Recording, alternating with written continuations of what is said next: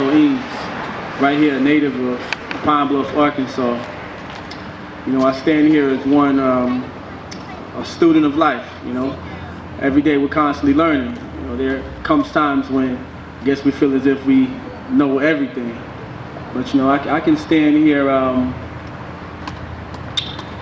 guess you could say humbly, and admit I don't know everything, and I'm constantly learning.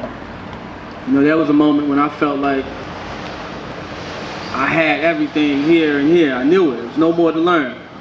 But you know, just through the course of traveling outside the textbooks, I've discovered so much. You know, we constantly walk through life and we'll hear, you know, your mom, your dad, whomever, they'll say, go to church, go to church, go to church, listen to the pastor, listen to the pastor, listen to the pastor, listen to the teachers, listen to the teachers. And you know, out of respect for your parents, you constantly do that. Out of respect for the neighborhood, you constantly do that. But how many of us actually use our own brain? How many of us actually go out and learn some things as opposed to just following into this routine, this routine, this routine? You know, I went out to Las Vegas. From here, I discovered Christ. I went to New York City with some Christ. But I used some Christ. I experienced some Christ. But then I experienced so many other things, so many other religions. But yet, I saw how New York was segregated, divided. I saw how in Brooklyn, in Harlem, a lot of other places, black people were, I guess you could say, oppressed, divided. I saw how the Jews, the so-called Jews, had all the money in New York City. And once again, as I constantly walk through this life, I'm learning, I'm watching how the Jews are running Hollywood, running New York City, how the gays and lesbians are just as powerful. But then I look how, I just watch how everybody's banding together, but us as black people, we're constantly divided. You know, we talk about this, you know, this white man, this system that they have set up. Genius system, because we're constantly killing each other. But now I ask you, who's put me in that car to shoot my brother? Who's making me sell this or that to my brother and to my sister? We have to start using this. We can't get caught up constantly in what they want us to do. This puppet master, I feel him with my hand up, with his hand up mine. It has to go. We have to start using this and this here. We can't fear our brother, our sister anymore. You know, I watch sisters how they constantly talk about this and we'll talk about that one. Or our brothers, we talk about this and we'll talk about that one. We have to cut it short. There has to be some love. You know, even as I'm in school right now and I'm learning more about world regional geography, the Melanesia, Micronesia, and Polynesia. I never knew that Melanesia comes from melanin. The dark-skinned people were down there, or in New Zealand, how the Europeans went there. And the Maori people out there, they told them to stop with their tattoos and they gave them Christianity. Or the Europeans knocked the Aborigines out in Australia. I said, they're doing the same thing right here in America. So if they did it there, why wouldn't they do it here in other places? So there's some things going on. We can't, I'm sorry, no disrespect to the parents, but we can't just settle for mama said this or daddy said this. We have to study ourselves constantly. And let's watch. We can't sit up here and I guess see it and act as if it's not happening. It's going down. I heard our brother Dr. Claude Anderson talk about group economics. Talk about how money should bounce and circulate right here in our neighborhood. Let's say in the Asian community, that dollar bounces about 16 to 18 times in their community before it leaves. In the white community, maybe about 12 times it circulates. Hispanic, maybe 6 to 7. In our neighborhoods, don't bounce, don't circulate at all. And we're wondering why we're in the system, in this predicament that we are. You know, I heard a sister say something about the government cleaning up our own communities. But I'm gonna be honest, they have their duties that they should take care of as well. But we should stop littering as well. I can't say it enough. I'm rolling with somebody and they'll roll the windows down and just throw something out. Come on, if we doing that, we screwing up our own community.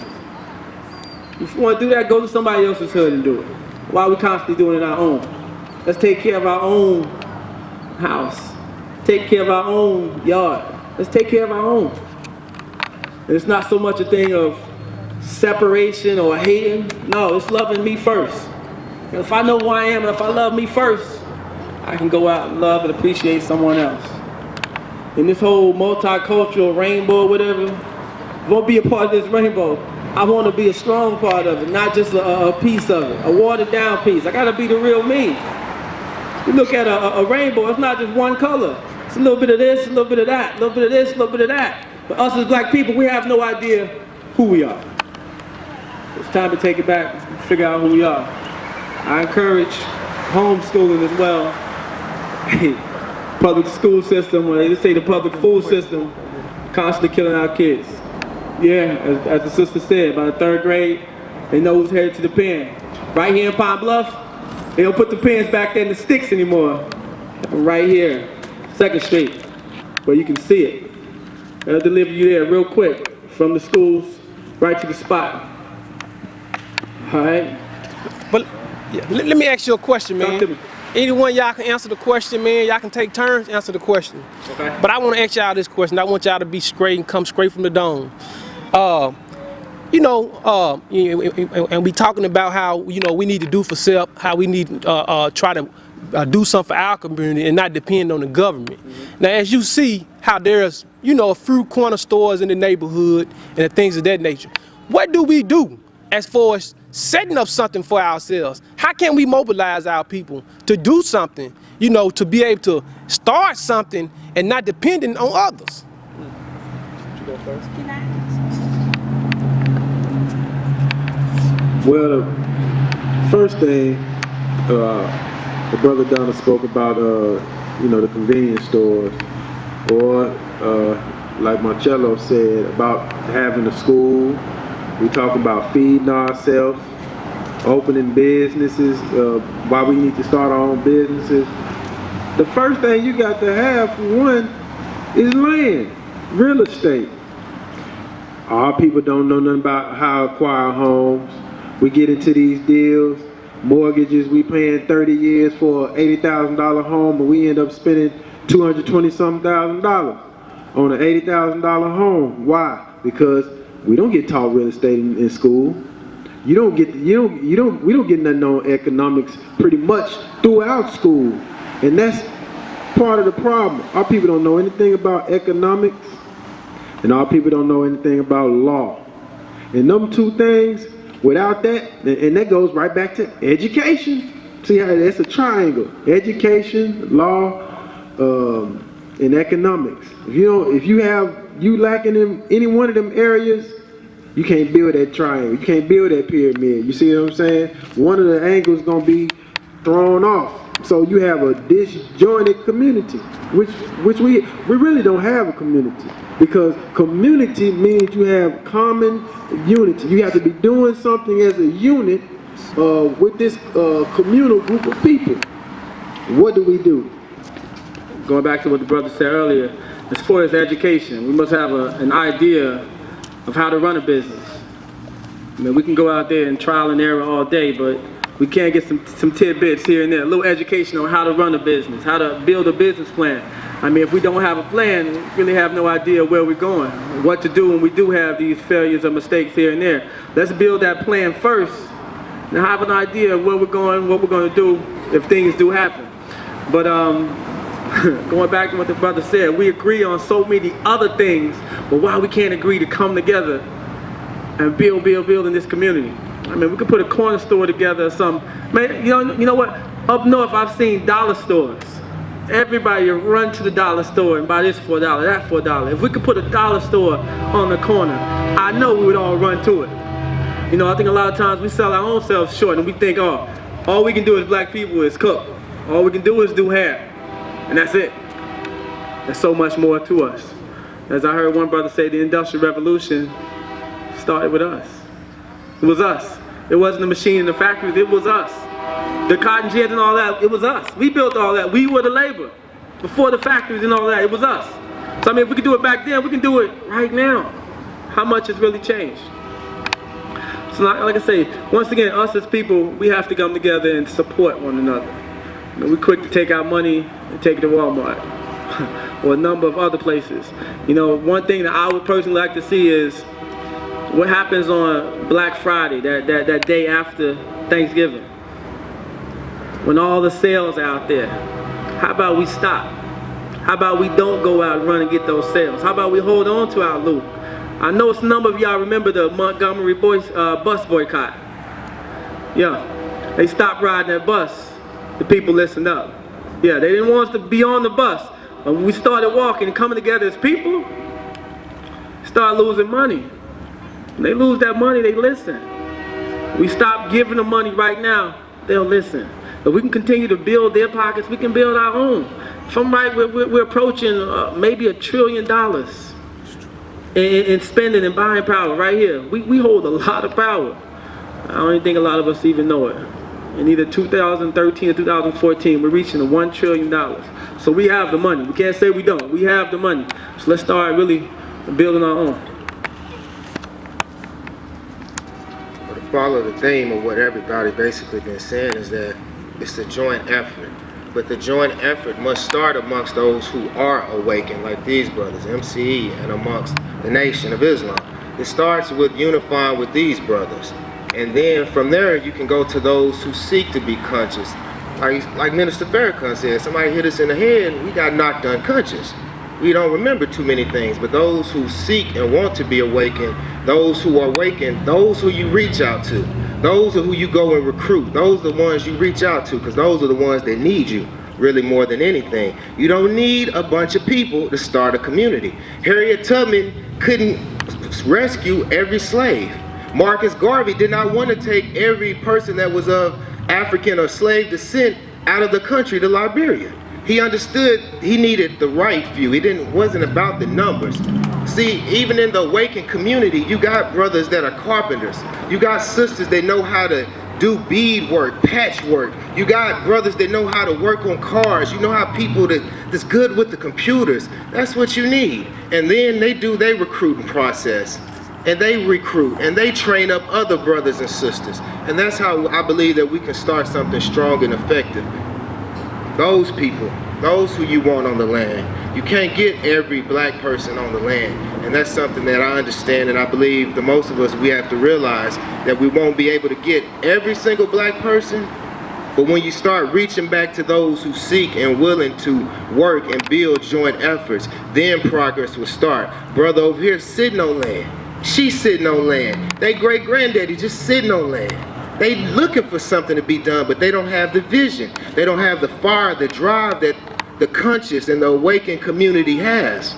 So it starts with those who are awakened to reach back and bring in all their skill levels. And then from there, go to the colleges. These brothers, like Sister Barbara said, these people, we are learning all these degrees and trades, and they're ingraining and indoctrinating into our minds to go work for somebody else, instead of taking that trade back to your own community, to your own neighborhood. I'm reminded of, I was in the university, on the campus of Conway, University of Conway. I ran into a brother, he was a Mongol, he was a Mongolian descent. I asked him, man, what are you doing in America? He said, basically, I'm here to study agriculture and steal your people's knowledge to go take it back to my village. I said, that's right, and I high-fived him. I said, that's right, that's what you're supposed to do. And see, so pretty much every other culture has gotten that picture and understand that's what it takes, except for those who were hit upside their head and whose culture ended up being hijacked, on those who were stripped of their identity. So just to culminate everything what everybody said, I agree with it, and I do feel that it starts with the awakened community first. Thank you. Well, let me ask this one final question. What separates us as a people? Not just what separates us as a people, and also let me add to that question. You know, a lot of times, a lot of people, you know, it's older people, they look at the youngsters and they're afraid of them. You see what I'm saying? You see dudes sagging, people walking down the street, and you hear a lot of the guns shooting and a lot of breaking and robbing and things like that. A lot of us, we afraid to even go, not just the older people, us. We afraid to even just go over there where other people are. You know, so how do we tackle that problem? How do we tackle that problem? And can we tackle that problem? And what is the key element to unify?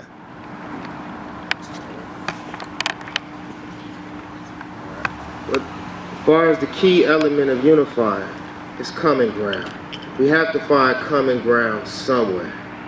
Whether it's like what I believe and I stand firmly for is unifying an interfaith and all religious organizations. That's common ground. It takes boldness. It takes young brothers that's awakened to go in those communities and listen and talk to those brothers. And I, for one, I've done a small part. I got so much more work I need to put in. But the little times I have been out there in the streets talking to these young brothers, they sit there and listen. And all they need is guidance. They just need somebody to believe in. But when their mind is gone and polluted and street life is all they know, then street life is what you're going to adapt to.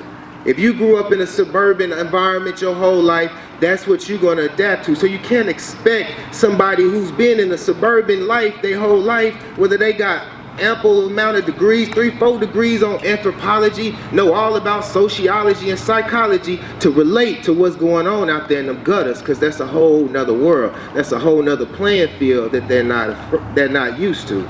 So the brothers that are not afraid, those are the ones that must step up and do their part, and this is really their duty to step up.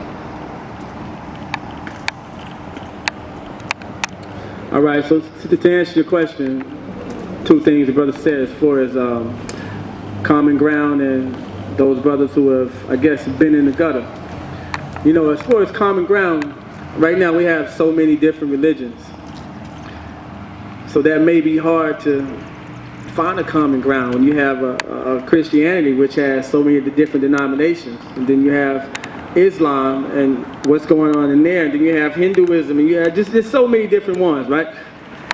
But us as black people, the common ground that we must really come upon is black people are suffering, not just in Pine Bluff, not just in Arkansas, not just in America, we're talking throughout the world. That's the common ground. That's the suffering, that is the common ground. And when we approach one another, we must come from that angle. And we can't do it in a judgmental way, because the brother said, you may go to this brother, you may pull up your pants. There's a defense mechanism that kicks in, so now he's ready to shoot or fight, one or the other, but pull the brother aside and talk to him and give him an idea. I guess you could say edify or build him up, like, man, brother, this is what's going down, appearance, man. I mean, look at the little brother, Trayvon Martin, probably he got shot off of appearance alone. Give the brother just something to think on, something to build on. It's pretty simple, but I think a lot of times it's almost probably hard on the heart, like, yo, whatever. They're done with it. The youth, they're done. And me, myself, personally, I done been in the elementary schools and the alternative schools and just heard some of the things from the young minds. Some of them have already given up. There's no hope. I think there's a lack of trust for not only the authorities, but maybe us. Can we trust our own selves? So maybe they've even lost trust for us. But if we can pull one or maybe two or maybe three and let them know, yo, you can't trust me. I'm real with it. Show them I'm right here where I'm going. You're right here where you can go. There must be a love. Show somebody that you care. I truly believe we can unify there. And once again, you know, in the Bible it talks about how we've gone through things so we can comfort others.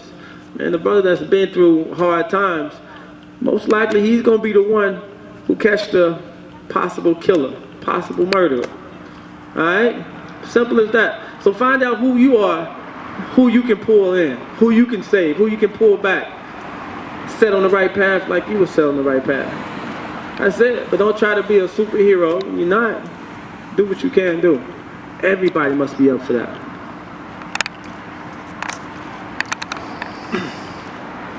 I think those are all good answers, good solutions. I think that as far as us unifying around a central theme, you have to have, we as a people have to have some common culture, common understanding, common values, something that's greater than ourselves, our individual selves, that we see is worth fighting for, is worth struggling for. Now, let's throw our minds somewhere to where you see it. We got our own grocery stores, we got our own banks, we got our own schools, businesses. So when somebody come into your community and is trying to do something that ain't with the way things flowing in your community, you're gonna be in defense mode. You're gonna be ready to do something, because you can see the work that's been put in around you, and you got some value, not just in the institutions itself, but what they represent, the value in those institutions that the community is thriving from. We thrive, like this nation, we thrive off the churches, the schools, the businesses, you see what I'm saying? And they put their money and time behind it. So the United States protects its investment. When you try to attack the United States, it's in defense mode. They sending troops. So we have to have something that's greater than ourselves that we can all agree on. And I think that is, that starts with your spirit, your spirit, the spirit of who we are. Our ancestors, that's our common ground. You know, regardless of your belief system, your spirituality, you are born with. You know what I'm saying? Your religious beliefs, that's a choice that comes as you grow, as you learn. But that breath of life, that's born within all of us. And ain't nobody take that away, you know, until it's time. And I think that's a central thing, understanding your spiritual self. We as a people have to understand that. Then we can understand who we are in the course of his story. Understand how we supposed to live as a culture. You know, they cut the U-R-E off the word and they call it a cult. Anytime a black person or organization gets together and they get some land and they living on and they doing what they do, they say that's a cult. And they're right, it's a culture. And we've been knocked over the head with a culture and given to us, and now we think it's ours. So we try to run with somebody else's culture, and we wonder why it ain't working. You gotta know your culture, for your genetics, for your blood type. You know what I'm saying? And until we find that out, we're gonna stay off into everybody else's belief system. You know, we were the original beliefs. There was a time when other people worshiped us. Now we worship everybody else and everything except us. So we got to get back to pulling ourselves up. We believe in everybody and everything except us. We got to get back to that.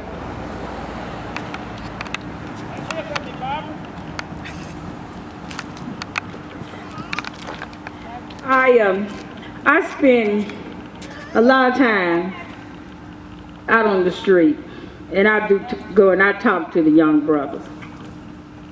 And what the young brothers really want, they want to know, if I'm selling drugs, how do I stop selling drugs? Because I don't want to go to prison. Can you tell me how I can open up my own business? They're looking for right guidance, and they don't have the right guidance. They love Minister Farrakhan because when they hear the minister speak, the minister is speaking to where they're living in their mind. And then they want to come out of that.